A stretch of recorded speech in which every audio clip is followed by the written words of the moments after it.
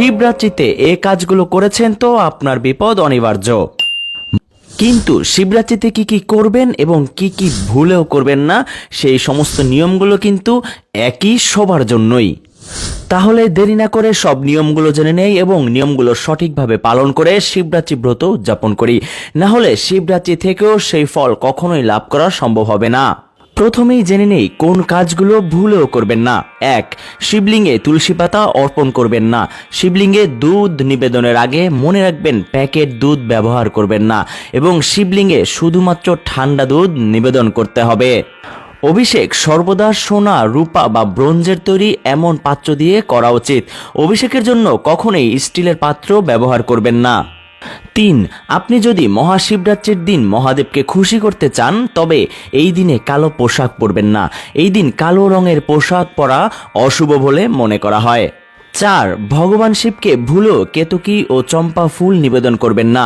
কথিত আছে এই ফুলগুলি ভগবান শিবের দ্বারা অভিশাপিত হয়েছিল। সাদা হলেও ভোলানাথের পুজোয় কেতকী ফুল দেওয়া উচিত নয়। শিবরাত্রির উপবাস সকালে শুরু হয় এবং পরের দিন সকাল পর্যন্ত চলে। যারা নির্জলা থাকতে চান তারা তো নির্জলা করবেন। এছাড়াও এদিন ফল ও দুধ খাওয়া যায়, যদিও সূর্যাস্তর পর কিছুই খাওয়া উচিত নয়। শিবরাত্রির পূজায় ভাঙা চাল দেওয়া উচিত নয়। অক্ষত মানে অখণ্ড ধান, এটি পরিপূর্ণতার প্রতীক। তাই শিবকে অক্ষত নিবেদন করার সময় খেয়াল রাখুন যেন চাল ভেঙে না যায়। শিবরাত্রিতে শিবকে 3 পাতার বেলপত্র অর্পণ করুন।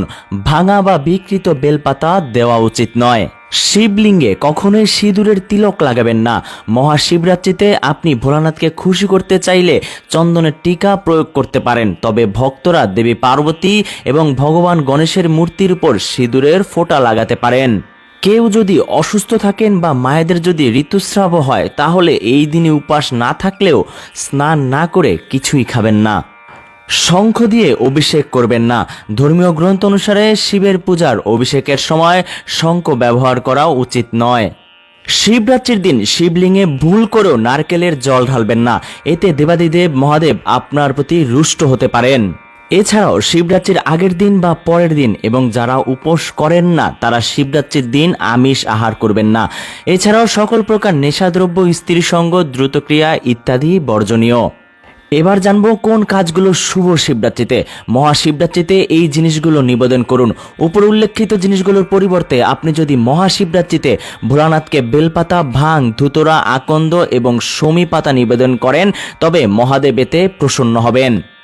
শিবলিঙ্গে পঞ্চামৃত নিবেদন করতে হবে। পঞ্চামৃত মানে দুধ, গঙ্গাজল, জাফরান, মধু ও জলের মিশ্রণ।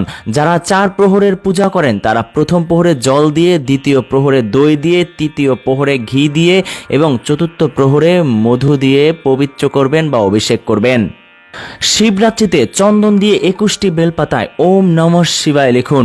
এরপর এই বেলপাতাগুলো শিবলিঙ্গে নিবেদন করলে আপনার মনের সব ইচ্ছা পূর্ণ করবেন মহাদেব।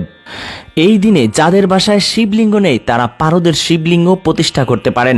তাতে করে মহাদেব অবশ্যই আপনার ও আপনার সংসারের উপর প্রসন্ন হবেন। শিবরাত্রির দিন ভগবান শিবের পূজায় একটা রুদ্রাক্ষ দান করুন এবং সর্ব আর্থিক সমস্যা থেকে মুক্তি চেয়ে ওম নমঃ শিবায় জপ করুন। সব অর্থ কষ্ট দূর হয়ে যাবে। দিনে 108 বার বা তার বেশি শিবের মৃত্যুঞ্জয় মন্ত্র জপ করুন। এছাড়াও ধ্যান মন্ত্র উচ্চারণ করে ধ্যান করুন, এতে মহাদেব অতি সন্তুষ্ট হন। শিবরাত্রিতে উত্তর বা পূর্ব দিকে প্রদীপ জ্বালিয়ে রাখুন। খেয়াল রাখবেন এই প্রদীপ যেন নিভে না যায়। মনের ইচ্ছা পূরণ করতে এই দিন নিখুঁত 3টে বেলপাতা নিয়ে তাতে চন্দন মাখিয়ে শিবকে অর্পণ করুন। এই দিনে মহাদেবের মাথায় জব ও কালো তিল কাঁচা দুধের সঙ্গে মিশিয়ে শিবলিঙ্গে অভিষেক করুন। এই দিনে অসহায় গরিব মানুষকে দান করুন।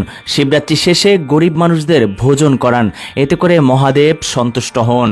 শিবরাত্রিতে রাত্রি জাগরণের কথা বলা হয়েছে। যারা ব্রত পালন করবেন তারা রাত্রি জেগে শিব মহিমা, শিবরাত্রি মাহাত্ম্য, শিব মৃত্যুঞ্জয় মন্ত্র, শিবের আরতি ইত্যাদি করে মহাদেবকে সন্তুষ্ট করতে বলা হয়েছে। উপরোক্ত এই সমস্ত নিয়মগুলো মেনে শিবরাত্রি পালন করুন এবং দেবাদিদেব মহাদেবের অশেষ কৃপা লাভ করুন। ভিডিও ভালো লাগলে সবার মধ্যে ছড়িয়ে দিন এবং এর সাথে সবাই বলুন হর হর মহাদেব।